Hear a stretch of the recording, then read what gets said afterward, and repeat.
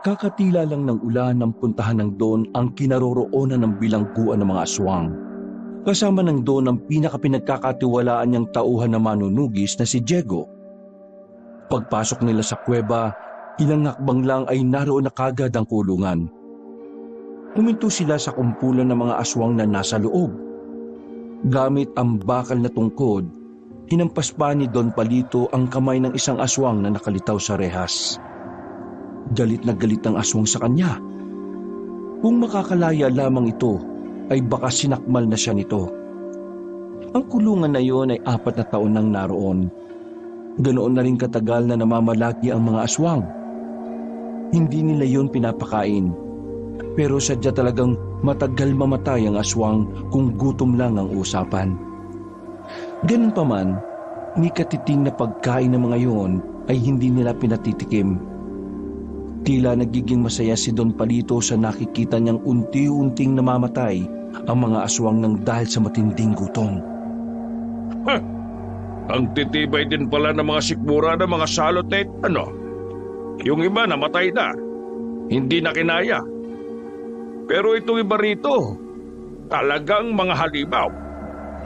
Ayon sa librong nabasa ko kamakailan lang, mas madali po daw silang mamamatay kung idadaan sa dahas o yung sa pilitang pagpaslang sa kanila gamit ang kahit na anong uri ng armas. Tumawa si Don Palito at saka humithit ng tabako nito. Diego, hindi mo pa rin ba naintindihan kung bakit ayaw ko silang paslangin na lang kagad? Kayang-kaya ko namang gawin yun, hindi ba? Gusto ko silang unti-unting mamatay. Hindi nila deserve ang mamatay kagad. Ang dapat sa kanila, iparamdam ang impyerno. Kagaya ng pinaramdam nila sa mga taong biniktima nila, maraming taon na ang nakalilipas. Naintindihan ko po kayo, Don Palito. Iniisip ko lang po, paano kung sakali makatakas sila? Magdudulot pa ito ng malaking problema sa atin, lalo pat wala namang alam ang mga taga-baryo na may ganito tayong tinatago. Hindi naman makakatakas sa mga ito kung wala magpapatakas eh. Sino pa magpapatakas sa mga yan? Wala naman. Kaya, bakit ka nababahala? Hindi na nakapagsalita pa si Diego. Lumapit na lang siya sa harapan ng selda at tinitigan ng mga naglalaway na aswang. Ang iba sa kanila ay ginagalis na. Meron pang ang isang nabubulok na ang kalahating katawan pero nananatili pa rin buhay. Don Palito, ano bang balak sa iba pang mga aswang na namamataan sa kabilang nayon? Kating-kati na tong 2 kamay ko na humuli o kaya pumaslang eh. Kalma ka lang. Darating din tayo dyan. Sasabihan naman kita kapag pwede na ulit eh. Don Palito, curious lang po ako ano. Pero ayos lang din naman kung ayaw niyong sagutin. Pero ano ba talagang pinakadahilan at bakit po kayo galit na galit sa mga aswang? Huminga ng malalim si Don Palito. Humigpit ang hawak niya sa bakal na tungkod. Mapait nang ngumiti at tumingin lang ito sa malayo. Panahon ng mga Hapon noon. Isa ako sa mga sundalong nakipaglaban sa mga Hapones. Papunta kami sa isang baryo para dumepensa. Pero itong mga salot na aswang na ito, bigla na lang kaming hinarang sa daan. Sa halip na makakapunta kami sa baryo na yon, napalaban pa kami sa mga aswang. Halos kalahati ng mga kasama ko ay napatay nila. Wala kami magawa kaya tumakas kami. Pagdating namin sa baryo, wala na. Pinagpapapatay na ng mga Hapon ng mga kalalakihan. Habang ang mga kababaihan naman, kinuha nila at ginawang parausan. Dahil sa ginawa ng mga aswang, hindi na kami makapalag sa mga Hapon. Naubos ang bala namin sa aswang. Nalagas pa ang karamihan sa amin. Ang masakit pa, nahuli kami ng mga Hapon at tinorture. Ang lahat ng yun ay nangyari lang dahil sa lintik na mga yan. Kung di sana sila nakialam, buhay pa sana mga pamilya namin. Kaya ngayong nahuli ko ang karamihan sa kanila, gagawin ko ang lahat para matikman nila ang lasa ng impyerno. Napalunok na lamang ng laway si Diego. Ramdam na ramdam niya ang galit ni Don Palito noong mga sandaling yon. Hindi sila nagtagal sa kulungan. Lumabas na rin sila sa kuweba at sumenyas na rin si Diego sa mga bantay na muling pumwesto. Sakay ng itim na sasakyan ay bumalik na sila ng mansyon. Hindi naman kalayuan ng mansyon sa kuweba kaya mabilis silang nakarating. Pagpasok pa lamang nila ng gate, natanaw na kagad ni Diego at Don Palito ang binatang si Danyos na nasa sala. Nakapatong pa ang dalawang paa sa maliit na lamesa habang nakaupo sa sopa. Umuusok ang bibig at may hawak na bote ng alak sa kaliwang kamay. Agad na kinuha ni Don Palito ang remote at saka pinatay ang TV sa sala. Nagreklamo ang anak nitong si Danyos na padabog pang nilapag ang alak sa lamesa. Pa naman? Nakita mo naman nanonood yung tao pinatay mo yung TV? Anong nangyari sa pinagagawa ko sa iyo? Ang alin ba? Yung pinapaimbestigahan ko sa iyo na isang pamilya ng aswang. Yun ba? Hindi ko pa nasisimulan Galit na lumapit ang Don sa anak at hindi man lang nagdalawang isip na ipalo ang hawak na tungkod na bakal. Wala ka talagang kwenta! 2 linggo ko na sinasabi sa iyo na asikasuhin mo yan. Hindi mo pa rin nagagawa. Ang ginagawa mo sa mga libre mong oras, ha? Galit na tumayo ang binatang si Danyos. Nakahawak ba ito sa ulo na tinamaan ng tungkod? Visit naman Kailangan ko bang hampasin ako niyan? Gagawin ko naman yun Kailan pa? Ang tagal-tagal ko nang naghihintay doon. Hindi mo pa rin inuumpisahan? Tapos magtataka ka pa minsan kung bakit walang kwenta ang tingin ko sa'yo? Ganyan ka nga magtrabaho Ilang beses ko rin bang sasabihin sa'yo na ayaw ko ang ganitong trabaho? Bigyan mo ako ng posisyon sa mga negosyo mo. Yun ang gusto ko. Hindi yung ganitong aswang-aswang na to. Paano kita bibigyan ng posisyon? Hindi mo man lang tinapos ang pag-aaral mo. Dahil mas inuna mo pa ang pagpapasikat sa mga babae kesa lagyan ng laman ang utak mo. Ang sabihin mo, una pa lang wala ka na talagang tiwala sa akin. Kahit mag-aral ako, hindi mo pa rin ako pagkakatiwalaan Kasi makasarili ka.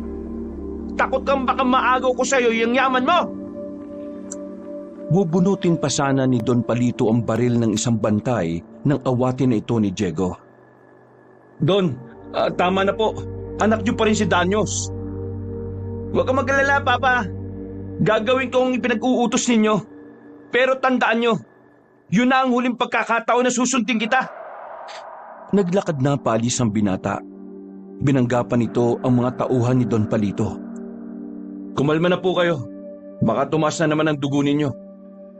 Wisit yung taong yan! Pinagsisisihan ko nang tinanggap ko ang taong yan! Wisit din naman kasi ang nanay niyan Pagkatapos iwan sa akin si Danyos, nagkasakit at namatay. Pampihira!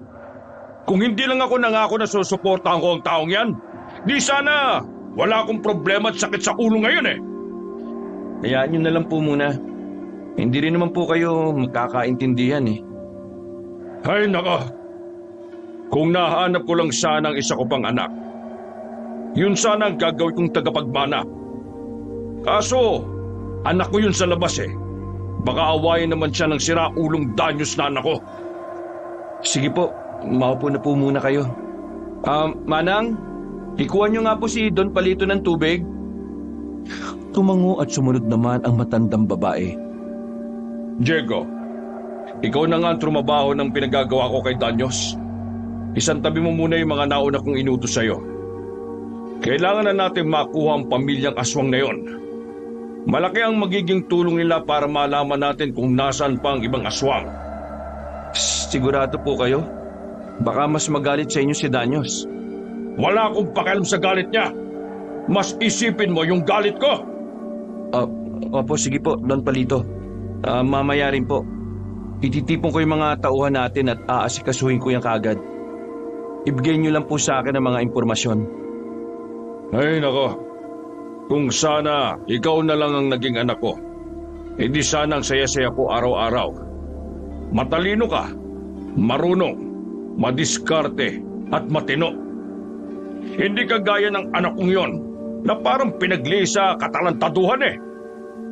Buntong hininga na lamang ang nagawa ni Don Palito. Matapos namang makuha ni Diego ang mga impormasyon tungkol sa isang pamilya ng mga aswang, wala itong sinayang na pagkakataon. Nagpatawag siya ng sandaling meeting sa likuran ng mansyon. 7 tao lang na manunugis ang kasama niya. Bit-bit ang mga baril na matataas ang kalibre. May huhuli na naman tayong aswang ngayong hapon. Ano man ang mangyari, palagi niyong iisipin na dapat magawa natin ang misyon natin. Patay kung patay. Sabay-sabay na sumang-ayon ang mga tauhan nila. Maya-maya lang ay nagpaalam na rin si Diego sa kanilang amo. Di kalaunan ay sumakay na rin sila sa kulay itim na van. May bumubuntot din sa kanilang container truck na magiging lagayan ng mga aswang na mahuhuli. Dala-dala nila ang kanya-kanyang mahahabang baril.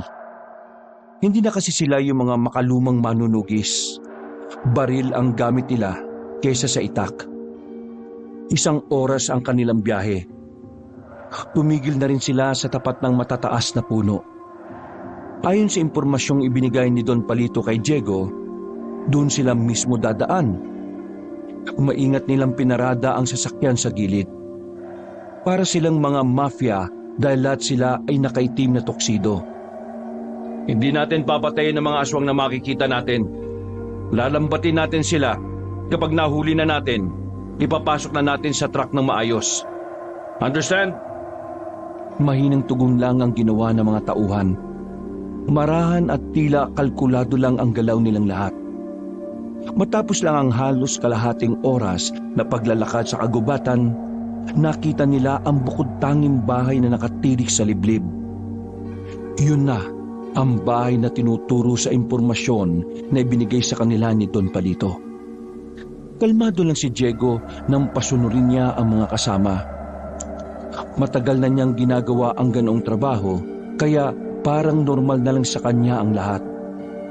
Nang halos 10 metro na lang ang distansya nila mula sa bahay, pinatigil ni Diego ang kanyang mga kasama.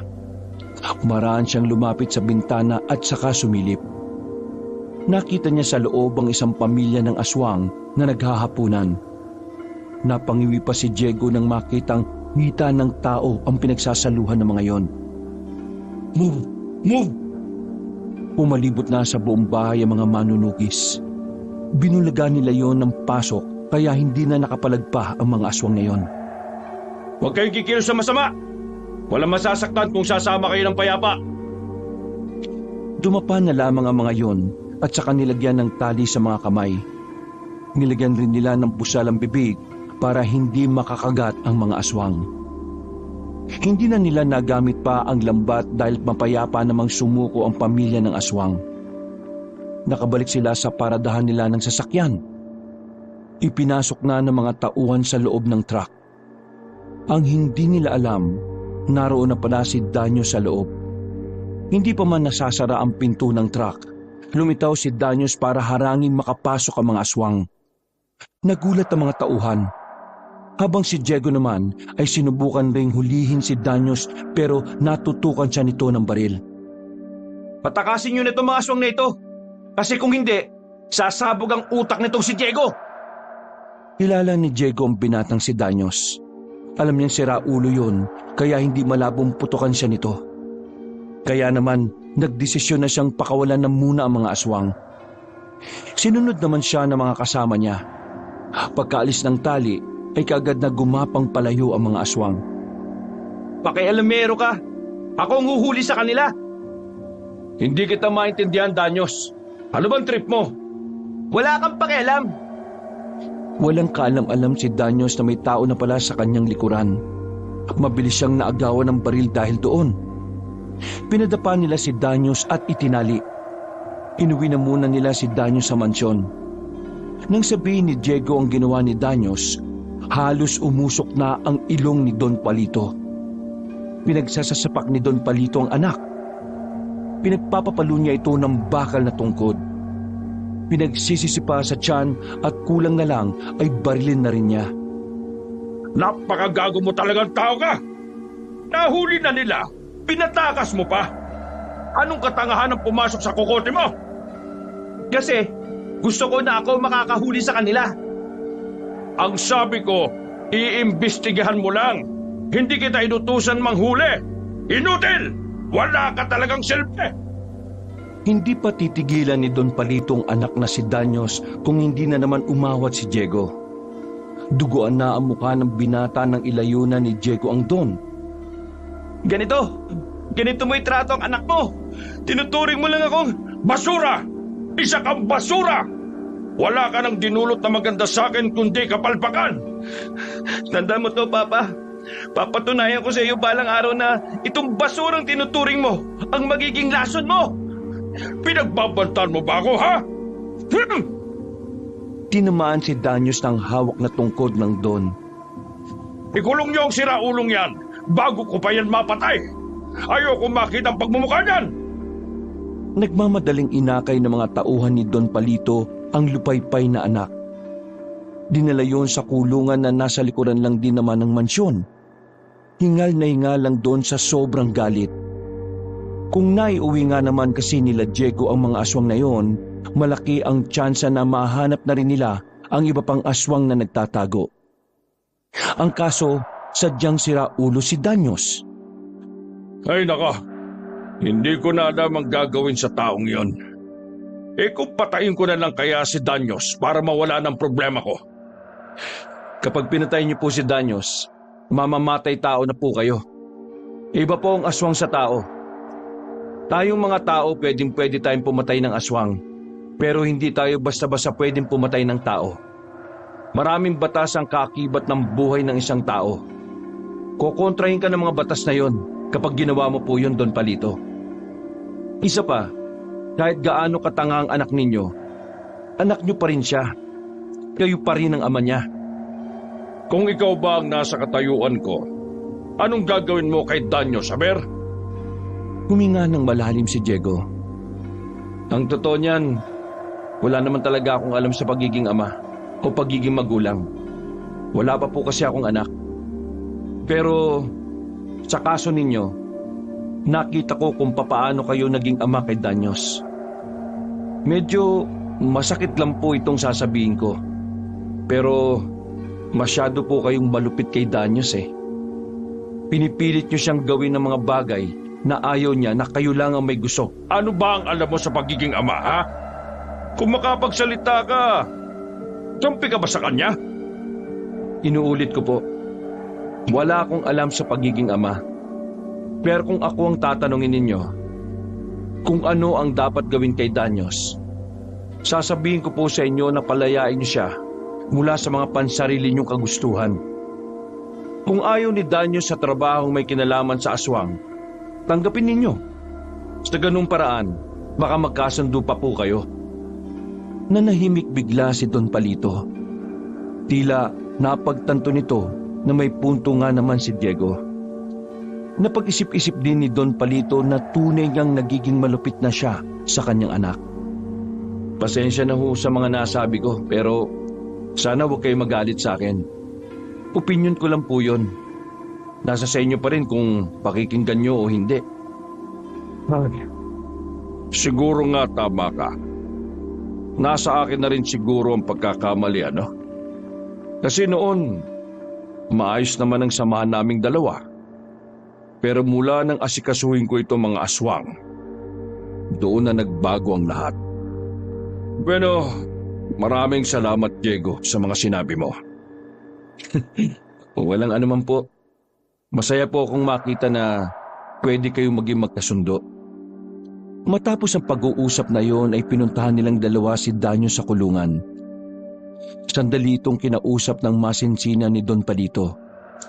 Inamin naman ni Danyos ang ginawa niyang katangahan. Dahilan nito, ginawa lang niya yon para hindi siya maagawan ng gawain nila Diego. Nagpakumbaba si Don Palito. Nagpakumbaba rin si Danyos nung oras na yon. Parang isang malaking himala ang eksenang nakita ni Diego nang magyakapan ang mag-ama. Bukas na bukas, bibigyan kita ng posisyon sa mga negosyo ko. Ipakita mo sa akin na talagang karapat dapat ka, Danyos. Oo pa, papatunayan ko sa inyo na hindi ako basura. Basta, bigyan niyo lang ako ng pagkakataon. Tinapik ni Don Palito ang anak. Buong akala ni Diego ay doon na magsisimula ang magandang pagsasama ng mag-ama. Sa mga sumunod na araw ay nagpakitang gilas nga si Danyos. Sinimulan nito ang pag-aaral ng mga sistema ng negosyo. Na kahit na papano, natutuwa ang Don sa pinapakita ng anak. Lumipas ang 2 buwan, naging maganda ang takbo ng ilan nilang negosyo. Parang isang malaking himalayon dahil mula nang pasukin ni Danyos ang pagiging negosyante, unti-unting tumaas ang kanilang mga sales. I'm so proud of you, Danyos. Parang nung nakaraan lang nangangapa ka pa. Ngayon, kapang-kapa mo na. Hindi lang basta kapang-kapa, kitang-kita mo na ang galawan sa mundo ng pagninegosyo. Nasa dining area sila noong mga sandaling yun. Magkakasama sila nila Diego sa iisang lamesa para ipagdiwang ang magandang takbo ng kanilang negosyo. Bukod pa roon, nagdidiwang din sila dahil nakatanggap sila ng balita mula sa mga tauhan nila na napatay na raw ng mga manunugis nila ang isa sa pinakamatandang aswang sa buong Pilipinas. Di ba, sinabi ko naman sa inyo pa, magiging proud ka rin sa akin. Uminom saglit si Danyos ng alak at saka ngumisi. Bukod sa achievement ng aking anak, meron pa tayong dapat na ipagdiwang. Makinig kayo mga kasama, mga opisyal na manunugis at mga kamag-anak kong nandito. Nakatanggap ako ng text mula sa mga manunugis natin. Patay na ang pinakamatandang aswang sa Pilipinas. Magiging hudyat na ito para kusang sumuko ang mga nagtatagong aswang sa probinsya natin. Naghiyawan ng mga naroon. Sobra silang tuwang-tuwa. Para bang nanalo sa loto o mga yon kung magyakapan at mag-apiran. Samantalang si Danyos, nakaupo lang at nakaramdam ng kaunting inis. Tila nawala kasi sa kanya ang spotlight nung gabing yon. Natabunan ito ng tuwa ng lahat dahil sa pagkamatay ng pinakamatandang aswang. Sa sobrang saya nila, tuloy na nilang nakalimutan na ang pagdiriwang pa lang yon ay para kay Danyos. Nagsarado ang kamao ni Danyos. Pakiramdam niya ay nagmukha lang siyang tanga sa gitna ng mga taong nagkakasiyahan. Pero hindi siya ang dahilan. Pakiramdam niya, hindi pa rin sapat ang nagawa niyang achievement para sa kanyang ama. Tumayo si Danyos at hindi na nagpaalam sa amang abala sa pakikipag-usap sa iba. At napansin naman ni Diego ang pag-alis ni Danyos. Kanina pa kasi niya napapansin na hindi na maganda ang timpla ng binata. Sinundan ni Diego ang lalaki. Nakita niyang pumunta yon sa garden at doon pinagsisisipa ang mga paso. Nagpura ng paulit-ulit. Lalapitan sana ito ni Diego pero bigla itong may sinabi na talaga namang nakapagpa-alarma kay Diego. Kahit kailan talaga walang kwentang tingin sa akin ni Papa. Pwes, tingnan natin kung anong mangyayari kapag sinira ko ang lahat ng ginagawa niya. Nagtago si Diego sa gilid nang dumaan na si Danyos. Natanaw niyang sumakay na yon sa sasakyan. Bumalik na lang sa loob si Diego. Sandali siyang nakipag-inuman sa mga kasamahan. Hindi mawala-wala sa isip ni Diego ang huling sinabi ni Danyos. Ang tumatakbo sa utak niya noon, papabayaan ni Danyos ang negosyo ni Don Palito. Pero sa hindi maipaliwanag na dahilan, nakaramdam ng kaba si Diego. Bigla na lang may nakakatakot na ideya ang pumasok sa utak niya. Kaya naman, gamit ang nakaparadang motor sa gilid, sinundan niya si Danyos. Kabadong tinahak ni Diego ang daan patungo sa kulungan ng mga aswang. Pagdating niya roon, inabutan niyang nakabulagta na mga bantay sa harapan. Lasog-lasog ang katawan na parabang nilapa ng mabangis na hayop. Unyemas, anong nangyari? Pumasok ng kuwebang lalaki. Naabutan niyang wala ng laman na aswang ang mga selda. Bukas na ang kulungan. Tarantado! Pinatakas ni Danyo sa mga aswang! Nagmamadali siyang lumabas ng kuweba. Pero sa bungad pa lang, nakita na niya si Danyos na nakaharang. May hawak na baril at nakatutok yun sa kanya. Anong ginagawa mo? Sira ulo ka ba talaga? Ipapahamak mo ang mga baryo? Total, wala namang pakialam si Papa sa mga nagagawa ko. Pwes, ilalabas ko na lang yung sikreto niya. Wala akong pakialam kung anong mangyari sa mga baryo na yan. Problema nyo na yon. Napakatanga mo talaga kahit na kailan. Mahal ka ng tatay mo. Kaya ka nga niya hinayaang makabawi. Pero bakit mo to ginagawa sa kanya? Kung talagang mahal niya ako, dapat hindi niya binabaliwala ang lahat ng para kang bata. Saglit ka lang hindi napansin. Umiyak ka na kagad ng ganyan. Wala kang alam. Hindi mo alam ang nararamdaman ng isang anak na matagal nang binabaliwala ng isang ama. Palibasa wala kang tatay eh. Kaya wala kang ideya kung gaano yung kasakit. Ikaw ang walang alam. Mabuti ka pa nga nakakausap mo yung tatay mo eh. Ako hindi. Kahit na marami akong pagkakataon para sabihin kong anak niya ako, hindi ko magawa dahil wala akong pakialam sa kwenta ng buhay mo.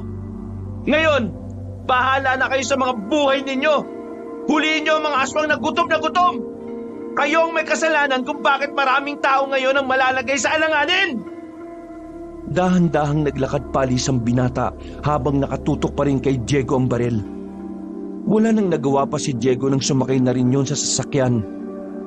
Ang unang pumasok sa isip ni Diego ng mga sandaling yon ay ang mansyon dahil siguradong doon papunta ang mga aswang.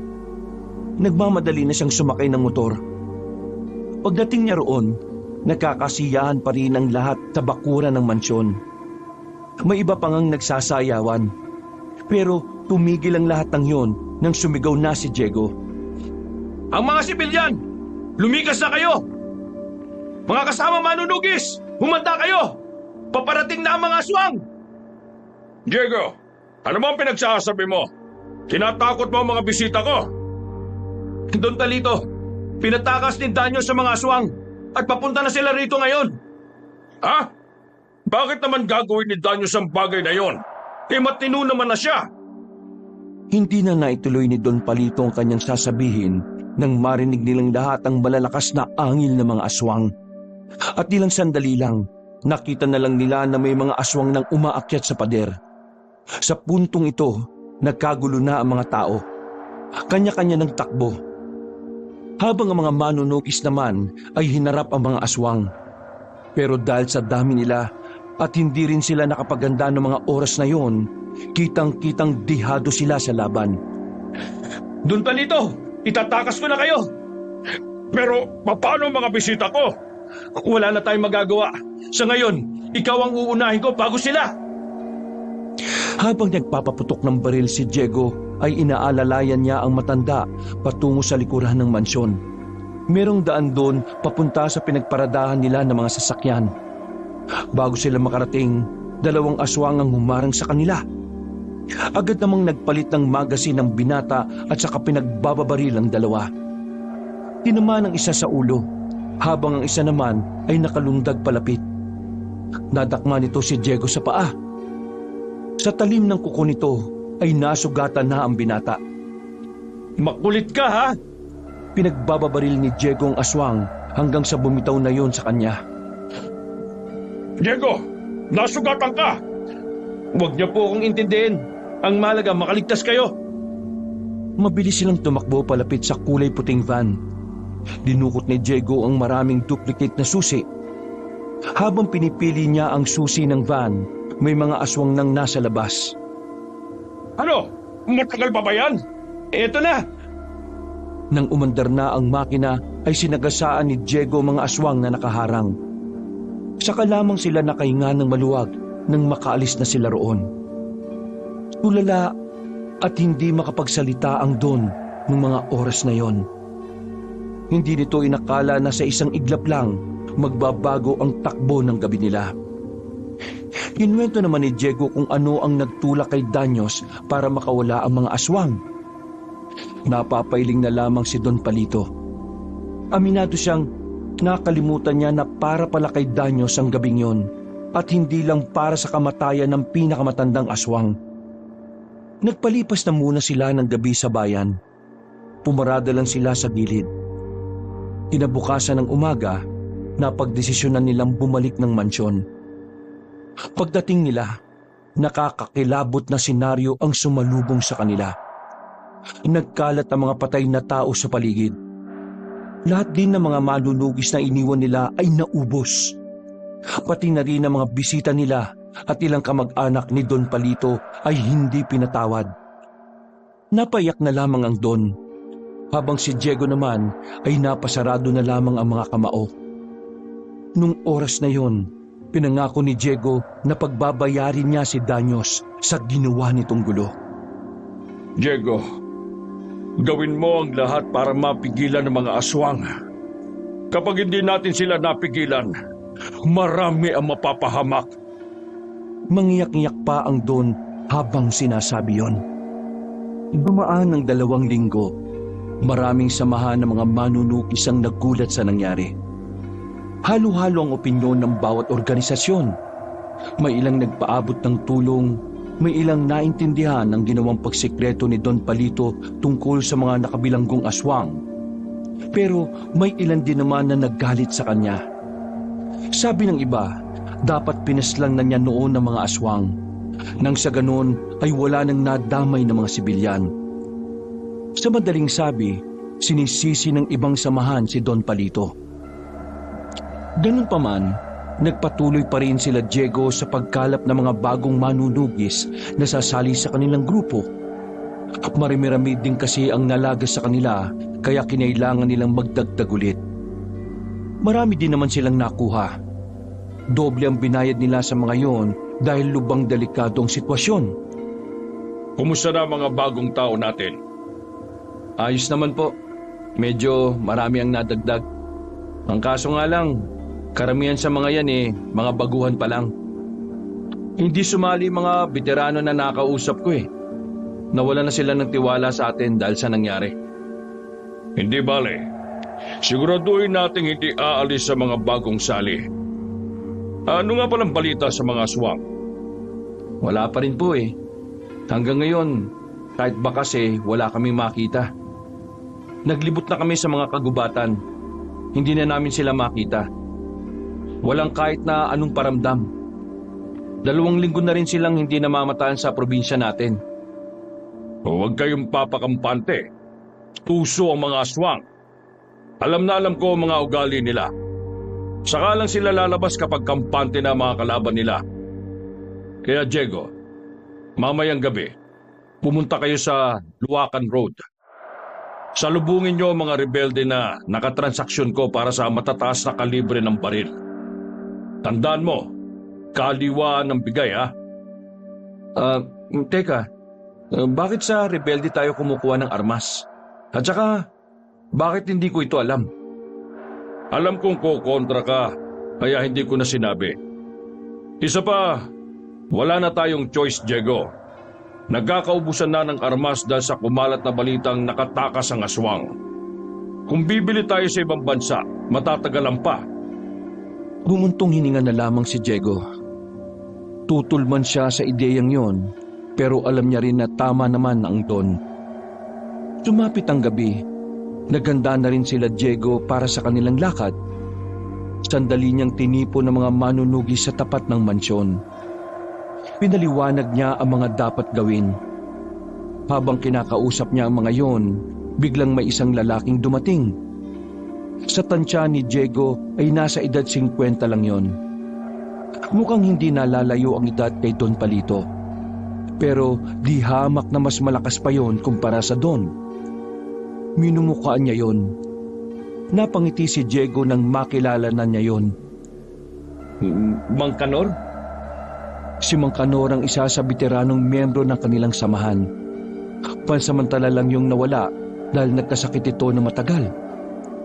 Anong ginagawa niyo rito? Akala ko ba nagpapagaling kayo? Nakiusap sa akin si Kanor. Pinagbigyan ko na lang kasi makulit eh. Naalaman ko ang mga nangyari. Hindi ko kayang isipin na nasa bahay lang ako habang kayo ay lumalaban.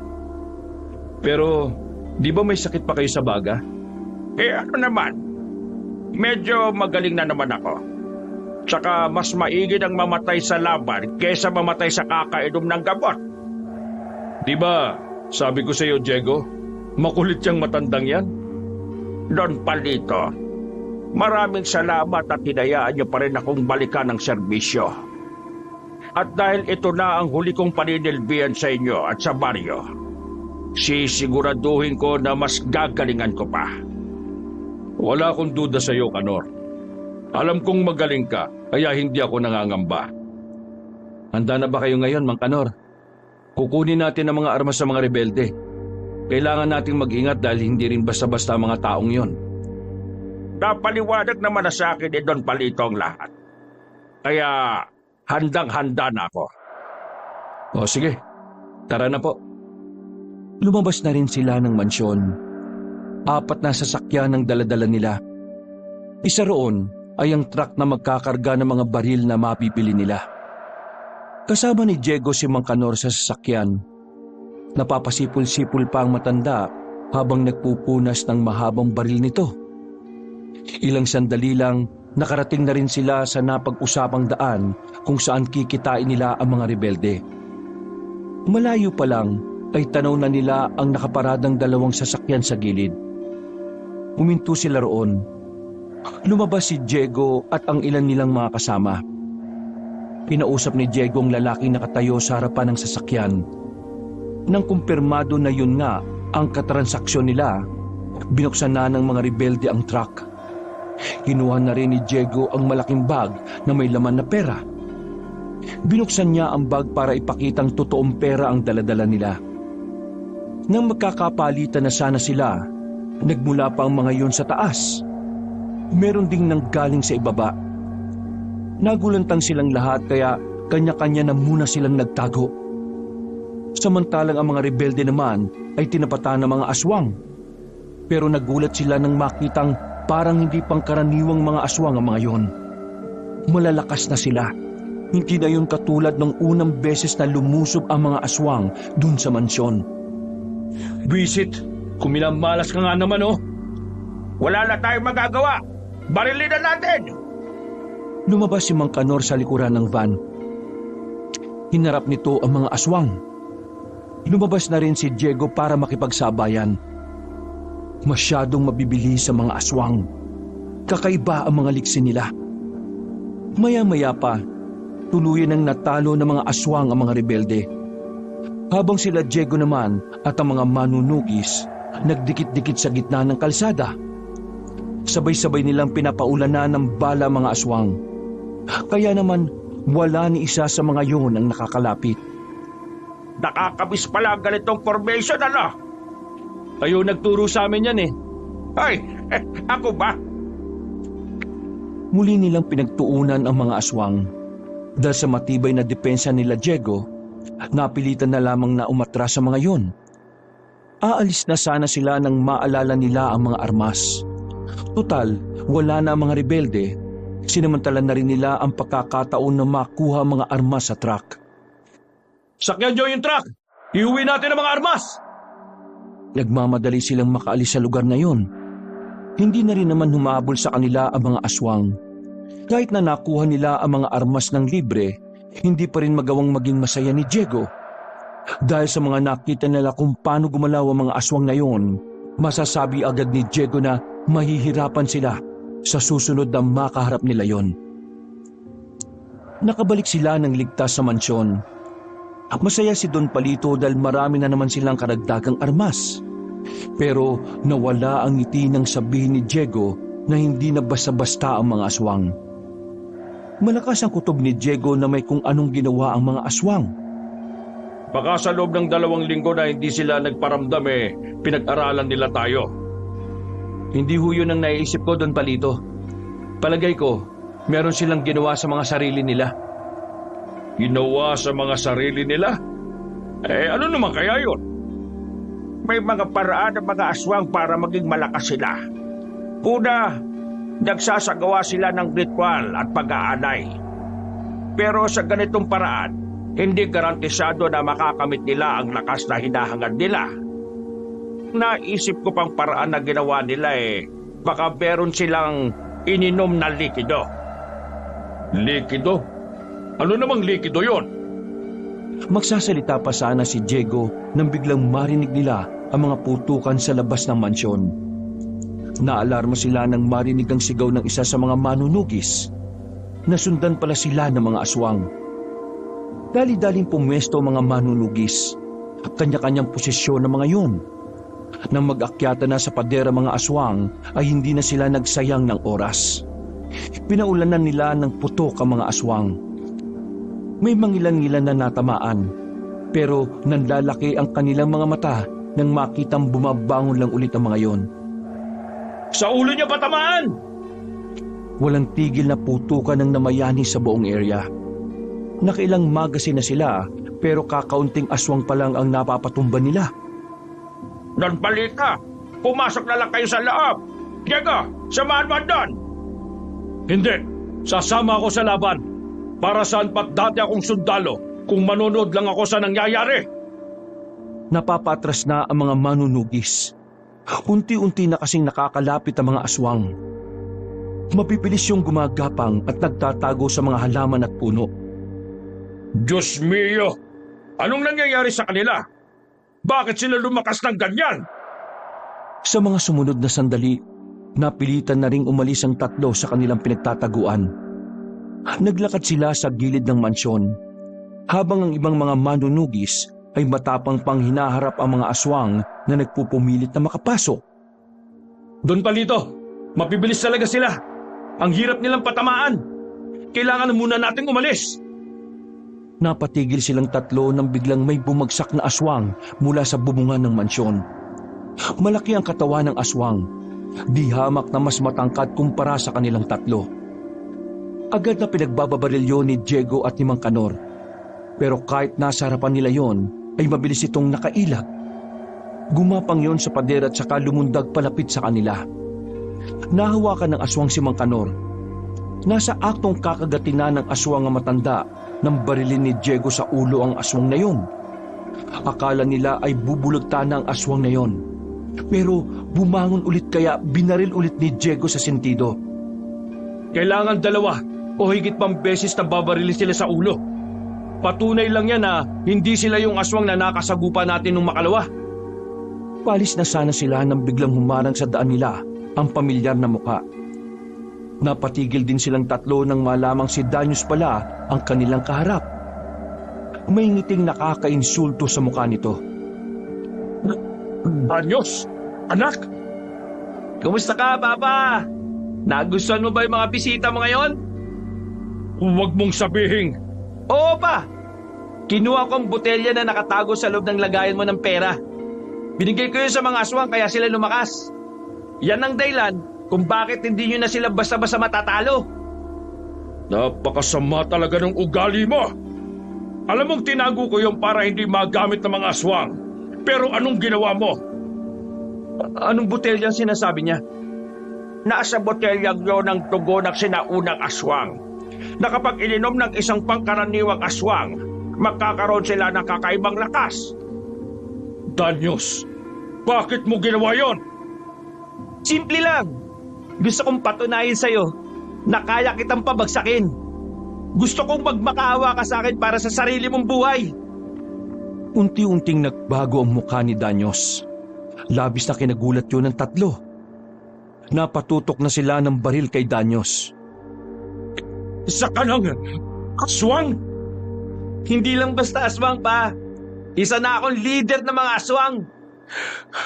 Ano bang ginawa mo sa sarili mo? Naging ganito ako ng dahil sa'yo. Dahil sa lahat ng pagbabaliwala mo, mamaliit sa akin. Ngayon pa, mapapatunayan ko na rin sa'yo na mas mataas ako sa'yo. Umangil ng malakas si Danyos. Bigla na lamang nagdatingan ng mga aswang. Maraming nakatanaw sa bubungan. Biglang dumami ang nakapaligid sa kanila. Magpaalam ka na sa mundong to, kailang doon. Mamamatay ka sa mismong mansyon mo kasama ang mga bulok mong mga kaibigan. Suminyas na si Danyo sa mga aswang nang biglang magbagsakan ng mga nasa bubungan. Pagtingin nila Diego ay may mga nakatarak ng palaso sa mga yon. At kahit hindi sa ulo tinamaan ng mga yon ay agad na namatay ang mga aswang. Narinig nila Diego ang sigaw ng ibang manunuki sa labas ng mansyon. Tamang-tama ang dating ng ibang grupo. Dahil sa nakamamatay na palaso ng mga manunugis, nakaramdam ng pag-aalinlangan si Danyos. Kaya sa halip ng matake ay napilitan na lamang itong umatras. Kanya-kanyang lundag ang mga aswang paalis. Ganon din ang mga aswang na nasa harapan ng mansyon. Tulala at hindi makapaniwala si Don Palito sa kanyang nasaksihan. Nanlalambot ang kanyang tuhod dahil sa pagkalumo. Hindi niya inakala na hahantong sa ganoong desisyon ang kanyang kaisa-isang anak. Don Palito, ang grupo ng mga taga-norte, nandito na. Tinulungan nila tayo. Isang dalaga ang lumapit sa kanila mula sa ibang grupo. Tindig pa lang ng babae, alam na agad ni Diego na yun ang leader ng mga tumulong sa kanila. Maraming salamat, Kapitan Elma. Mabuti na lang nakaabot kami. Pero hindi dapat tayo maging kampante. Napadaan kami sa isang baryo. Yun ang una nilang inatake bago dito. Ibig sabihin lang nito, iniisa-isa na nila ang mga lugar na alam nilang kakayanin nila. Malakas ang loob nila dahil sa dugo ng sinaunang aswang. Ilang oras matapos ang kaguluhan, sinalansan ng mga natirang manunugis ang mga kasamahan nilang nadali. Samantalang sinunog naman nila ang mga bangkay ng mga aswang. Wala pa rin sa wisyo ang Don ng mga sandaling yon. Nakausap lang siya sa sofa at malalim ang iniisip nito. Kaya naman hindi na naiwasan ni Diego na lapitan ito para kumustahin. Don Palito, mukhang malalim ang iniisip nyo ngayon ha. Anong nasa isipan nyo? Kuminga ng malalim ang Don at sinubukang kalmahin ang sarili sa paghithit ng tabako. Iniisip ko lang, papaano naging aswang si Danyos? Merong tinatawag na paraan ng mga aswang para gawing kagaya nila ang mga pangkaraniwang tao lang. Kung hindi ako nagkakamali, ang tawag nila roon ay Yanggaw. Ano? Yanggaw? Marami nang nabiktimang Yanggaw na yan. Pero si Danyos, ginamit niya yon para sa sarili niyang interes. Don Palito, may gusto sana akong itanong sa inyo. Ano yon? Sakaling makaharap ulit natin si Danyos, pwede ba namin siyang patayin? Lumungkot ang mukha ng Don. Bumuntong hininga ito saglit. Masakit para sa kanya ang katotohanang hindi na nila pwedeng ituring nakakampi si Danyos. Kung ano ang nararapat na gawin, gawin ninyo. Ang mahalaga sa akin ay ang kaligtasan ng mga taong nasa paligid ko. Paslangin nyo kung kinakailangan. Tumangulang saglit ang binatang si Diego. Dahil sa pangyayaring yon, mas naging mahirap na para kina Diego na bumuo ulit ng grupo. Ang ilan kasi sa mga nakaligtas, mas pinili na lang na kumalas. Hindi rin sila makahanap ng mga bagong miyembro dahil na rin sa takot at kawalan ng tiwala kina Diego. Ganun pa man, hindi pa rin tinigil ni Don Palito ang kanyang layunin. Yun ay ang matugis na ang mga aswang para sa kapayapaan ng bawat isa. Lumipas ang 4 na araw. Nakalipat na sila sa bago nilang kampo. Inabandonan na nila ang mansyon. Para kasi kay Don Palito, mas madali na silang madadalo ng aswang sa mansyon na yon. Isa pa, maraming na ring pangit na alaala ang naroon. Kakaunti lamang ang kanilang bilang, kaya naman napilitan na lang din silang sumanib sa grupo ng babaeng si Elma. Tutal, iisa lang naman din sila ng gustong mangyari. Maluwag namin kayong tatanggapin. Pero dahil sumali na kayo sa amin, patakaran na namin ang susundin nyo kahit pa dito tayo magkakampo. Walang problema sa akin. Kung kinakailangan nyo ng mga gamit, magsabi lang kayo sa akin. Sa halip na baril, mas kailangan natin ng pilak. Pilak? Kung napansin nyo, madaling namatay ang mga aswang kahit na palaso lang ang bumaon sa katawan nila. Ang pilak ay matagal nang ginagamit ng mga manunukis noong mga panahon ng Kastila bilang pangontra sa mga aswang.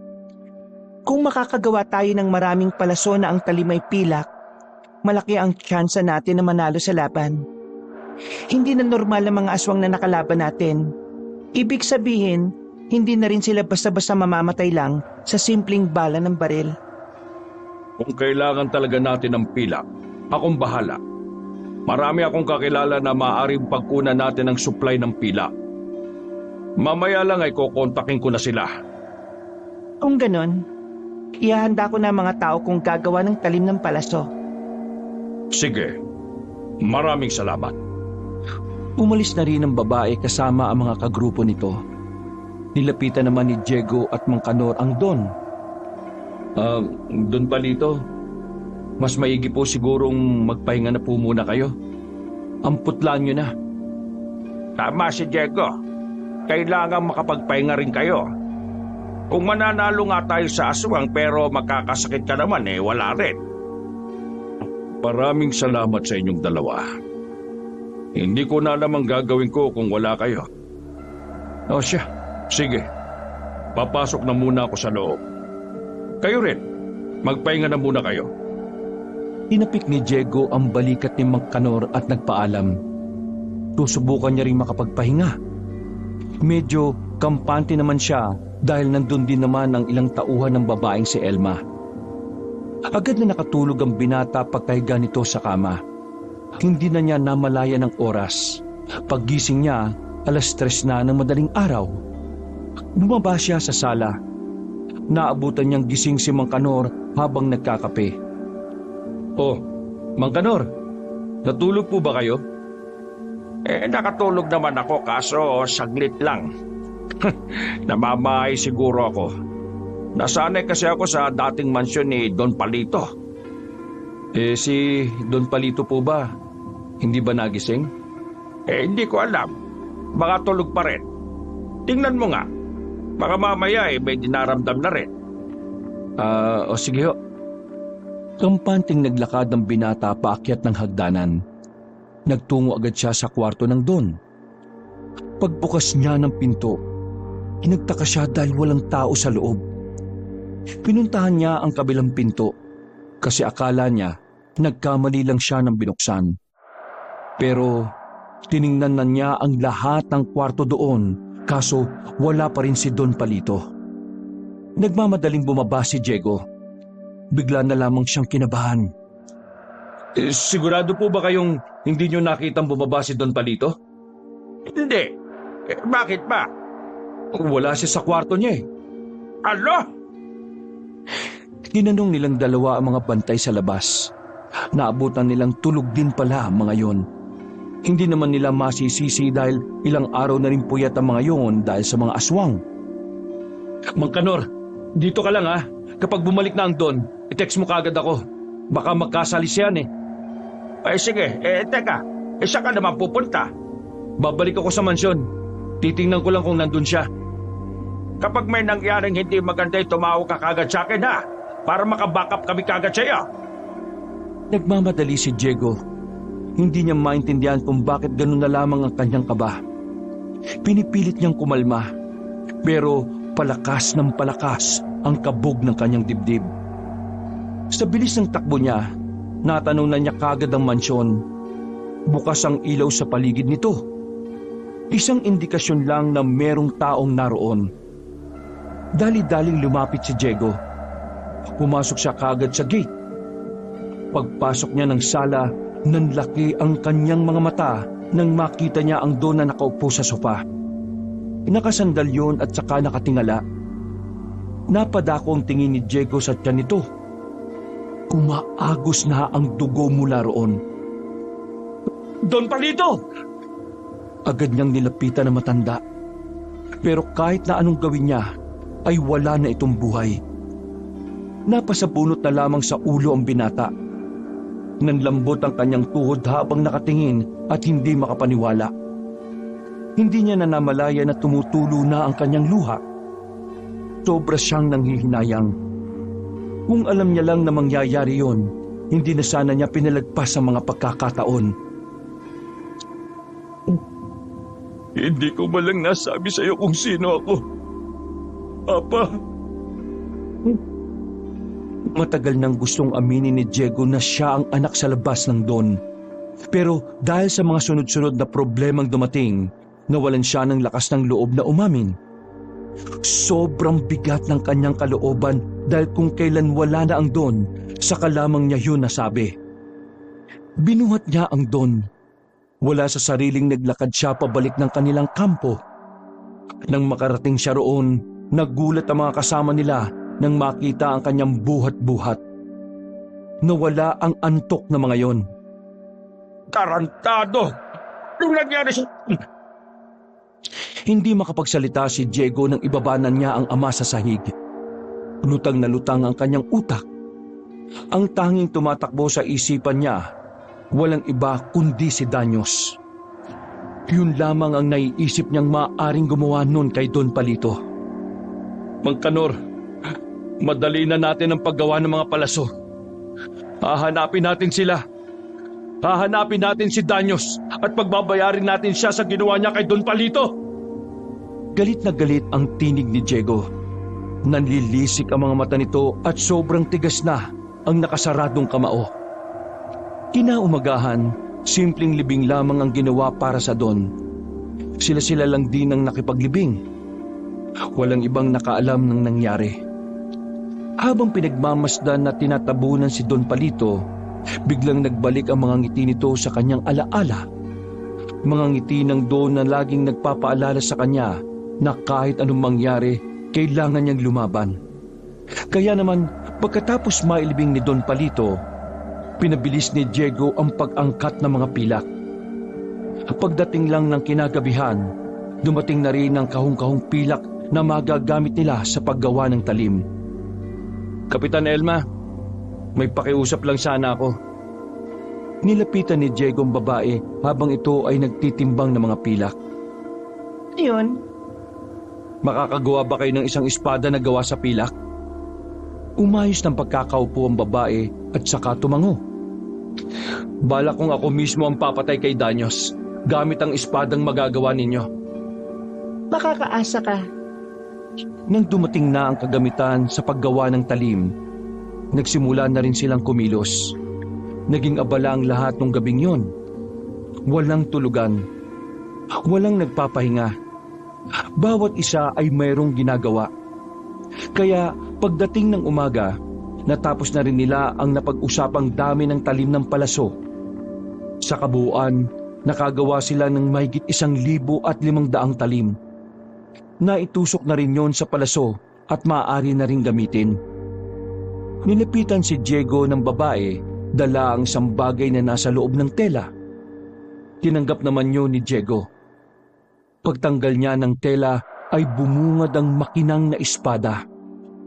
Simple lamang ang disenyo. Sa hawakan ay may nakasulat na pangalan ni Don Palito. Alay namin ang espadang yan para sa Don. Sana magamit mo ito ng maayos. Maraming salamat. Kumanda na kayong lahat. Mamaya 5:00 ng hapon, lalakad na tayo para hanapin ang pinagtataguan ng mga aswang.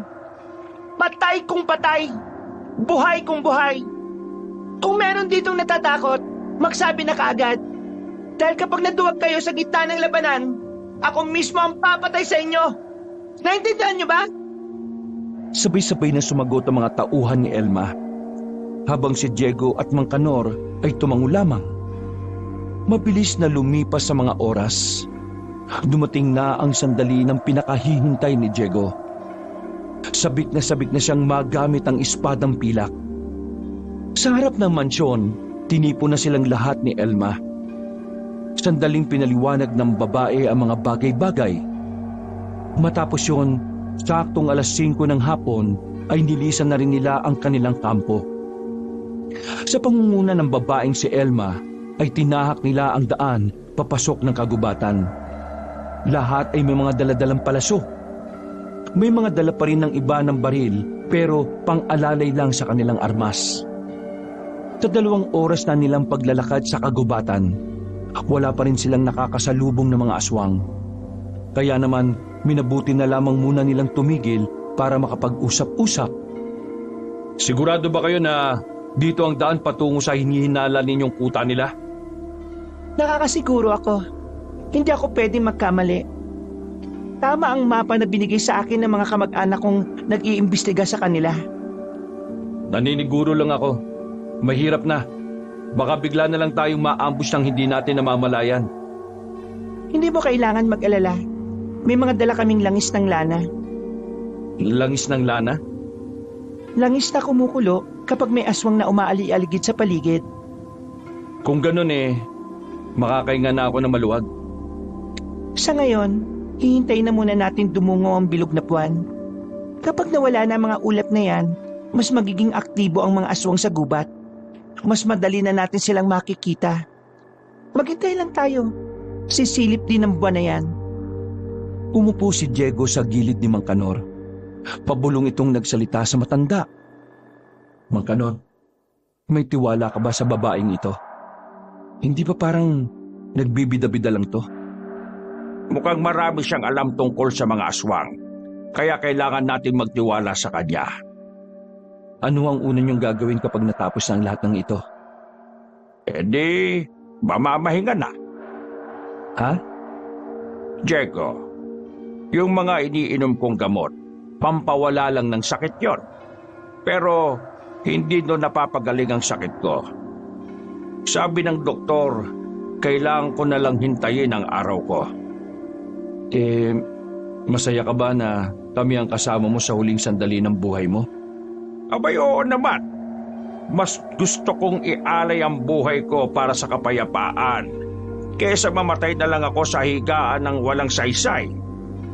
Mang Kanor, bilib talaga ako sa'yo. Saka ka na bumilib kapag nanalo na tayo, no? Natigil ang usapan ng dalawa nang biglang sumenya si Elma sa kanila. Agad-agad silang yumuko at hinawakan ng mga armas. May mga paparating. Kumanta kayo. Huminga ng malalim si Diego. Bumunot na siya ng isang palaso. Nakikiramdam lamang sila sa paligid. Maya-maya lang, nakita na nila ang grupo ng mga aswang na may bitbit na mga taong walang malay. Muling sumenya si Elma sa kanilang lahat. Nagbilang lang ito ng 3. Walang ano-ano ay nagpaulan na sila ng mga palaso. Nabulabog ang mga aswang. Wala silang ideya kung saan ang gagaling ang mga palaso. Nagsipulasan ng mga yon. Kanya-kanyang tago. Sandaling namayani ang katahimikan. Hindi umalis sila Diego sa kanilang kinalalagyan. Pinakiramdaman lamang nila at naghintay sa paglapit ng mga aswang. Nang makarinig na sila ng mga kalusko sa isang banda, pinagtititira nila yon ng palaso.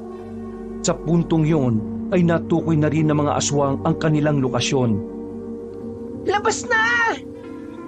Sinagupan na nila ang mga natitirang aswang noong mga sandaling yon. Dahil sa pilak na talim ng palaso, nakalamang sila sa labanan na yon. Nagawa nilang malagas ang halos 20 aswang. Hindi ka makakatakas, visit ka! Dahil sa lamparang naiwan ng mga aswang, nakita ni Diego na may isa na nagbabalak na tumakas. Pero mabilis niyang binanat ang pana. Pinukul niya ang isang palaso sa direksyon nito. Tinamaan ng aswang sa ulo na naging dahilan para bumagsak ito kaagad. Asintado pala ako Nang mapabagsak na nila ang mga aswang, ay isa-isa nila itong sinuri kung lahat ay namatay. Tulad ng inaasahan, mabilis na nalagutan ng mga aswang ng dahil sa pilak. Sundan natin ang direksyon na ito. Mukhang dito sila papunta. Teka sandali. Paano itong mga dala nilang mga patay na tao? Mga wala ng buhay yan. Wala na tayong magagawa dyan. Tara na! Muli silang nagpatuloy sa paglalakad. Tinumbok nila ang daan na dapat ay tatahakin ng mga aswang. Pero malayo-layo pa rin ang kanilang tatahakin. Mang Kanor, ayos ka lang ba? Ayos lang naman ako. Medyo hinihingal lang. Gusto mo ba na magpahinga na muna tayo? Nako, hindi na. Baka abutin pa tayo ng umaga kung puro tayo pahinga. Sigurado ka ba? Gusto mo, ipapasa na lang kita. Ano ako? Bata? Ha? Natigilan sa pagsasalita si Mang Kanor nang biglang may kumapit na lubid sa paa nito. Tumiwarik ang matanda at nahila pataas. Ha? Mang Kanor! Nagulat na lamang sila nang biglang may mga lumabas na aswang sa paligid. Angis! Protektahan niyo si Mang Kanor! Sinimulan ulit na magpaulan ng palaso ang mga manunugis. Pero sa pagkakataong yon, nagsisimula na silang mahirapan. Tila alam na kasi ng mga aswang ang kanilang taktika.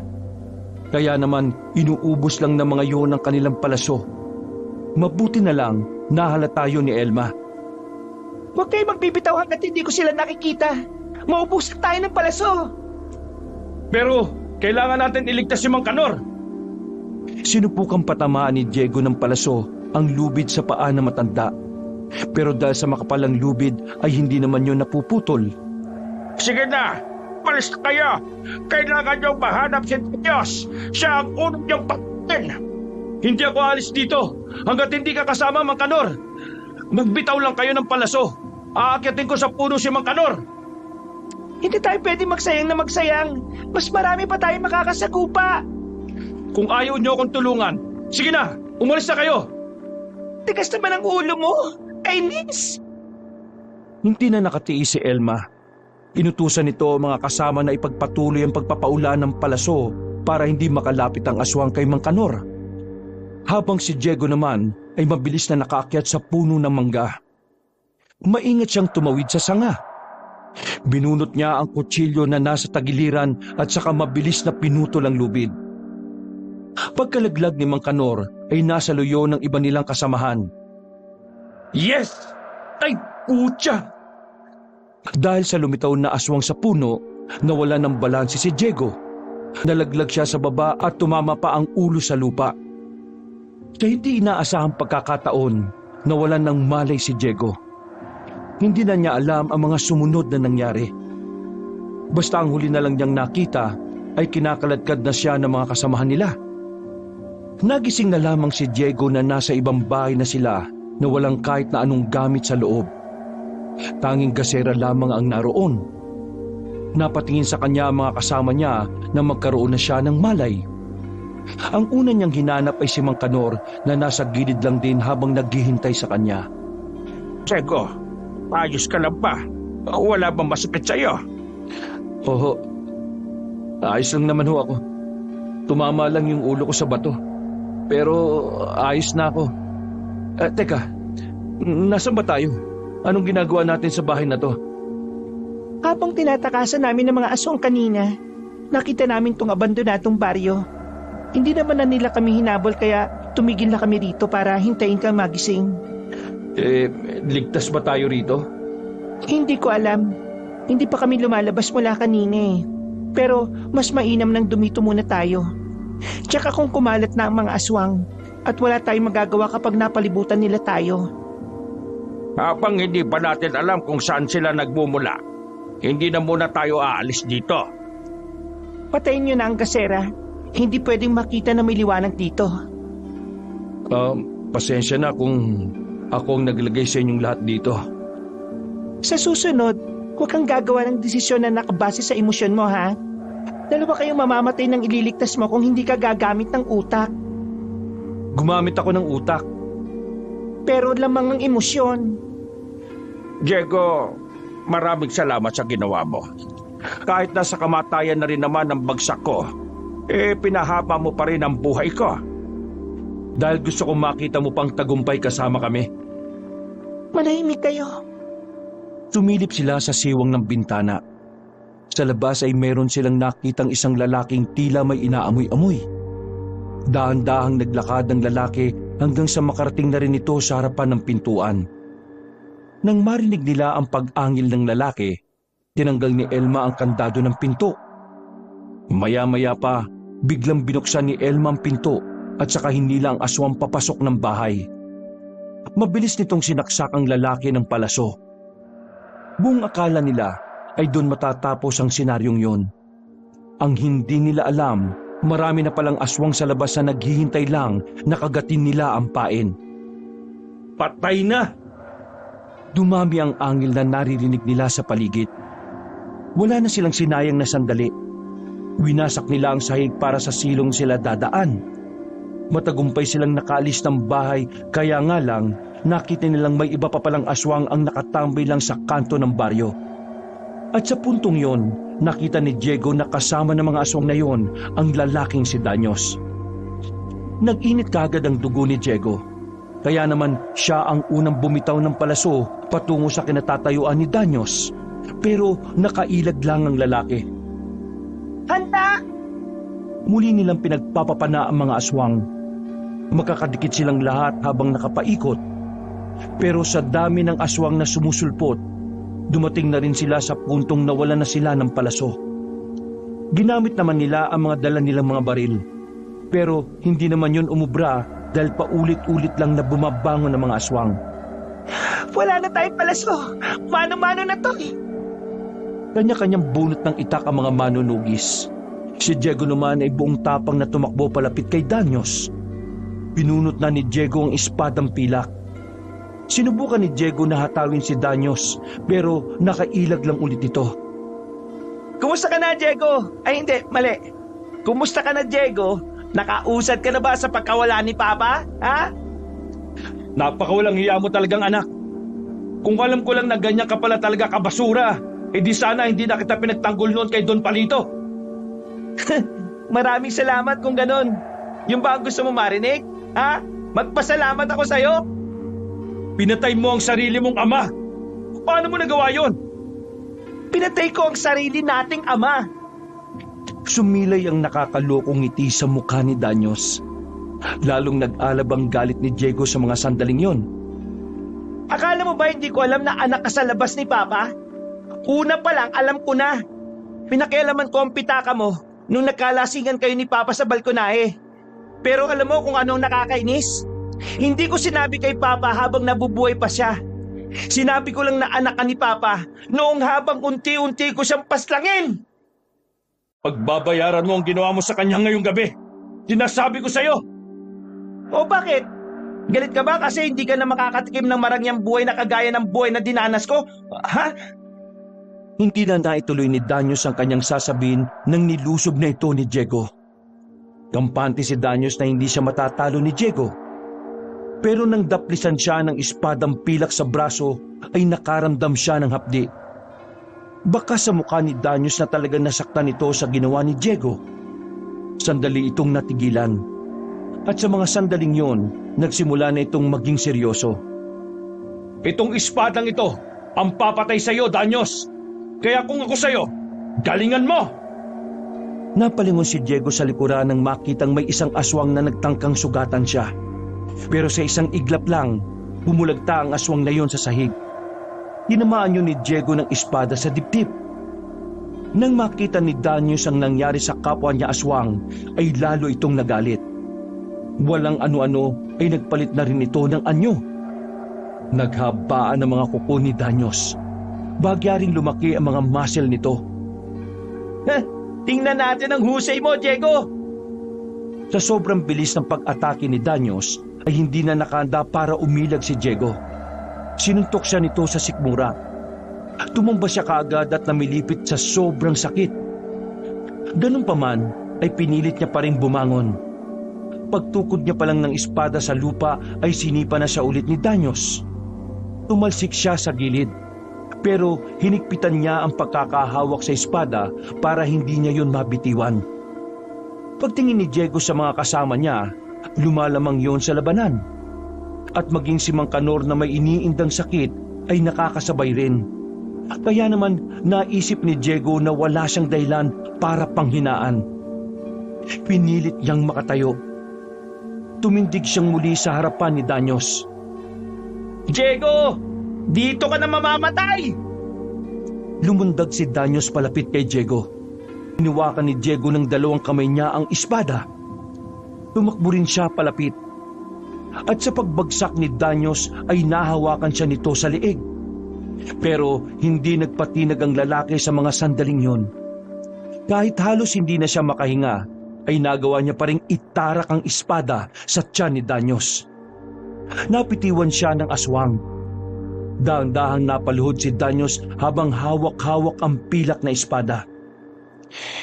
Ikaw ang magtatapos ngayong gabi. Mamamatay ka na. Hindi mo na makakasama si Don Palito sa langit dahil sa impyerno ang bagsak mo.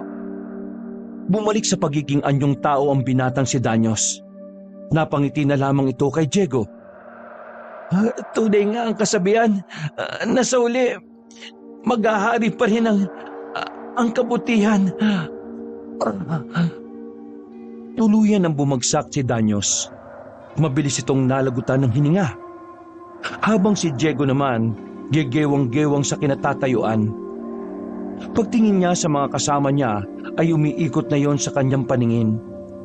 Ilang sandali lang ay bumagsak na rin siya sa lupa dahil sa sobrang sakit ng katawan. Kinaumagahan, nagising si Diego na nasa kampo na sila. Babangon sana siya pero biglang sumakit ang kanyang tiyan. Oh, wag ka na munang tumayo. May nabaling dib sa'yo. Kaya hindi ka na muna pwedeng gumalaw. Mamaya, kapag nakabalik na ang mga tao ko, ipapahatid kita sa ospital. Ang mga aswang, si Danyos. Huwag mo na silang intindihin, Diego. Nanalo tayo sa laban. Tinunog na namin silang lahat. Lahat din ng mga pinagkutaan nila. Hindi pa natin alam kung may mga natira pa, pero kung meron man, kakaunti na lang ang mga yon. Pero kayang-kaya na ng mga tao ko yon. Sa ngayon kailangan mo muna magpahinga. Maraming salamat sa inyong lahat. Sa wakas, nakamit ko na rin ang hustisya para kay Don Palito. Salamat din sa iyo, Diego. Dahil sa iyo, mamamaalam ako sa mundong ito na dala-dala ang tagumpay. Kapag nasa langit na ako, ibabalita ko kay Don Palito ang tagumpay. Naiiyak na lamang sa tuwa si Diego, pero may halo ring lungkot dahil alam niyang hindi na rin naman magtatagal si Mang Kanor. Sa pagkapanalo nila sa mga aswang, tuluyan ang nagkaroon ng kapayapaan sa mga baryo. Bumalik na rin ang tiwala ng ibang samahan kina Diego. At bilang pag-alala kay Don Palito, muling bumuo si Diego ng samahan ng mga manunugis. Pinangalanan niya itong Don Palito Group, mga bagong henerasyon ng manunugis. At sa bagong kabanata ng buhay ni Diego, ipagpapatuloy niya ang nasimulan ng kanyang ama. Ang layunin na tugisin ang mga aswang. Wakas.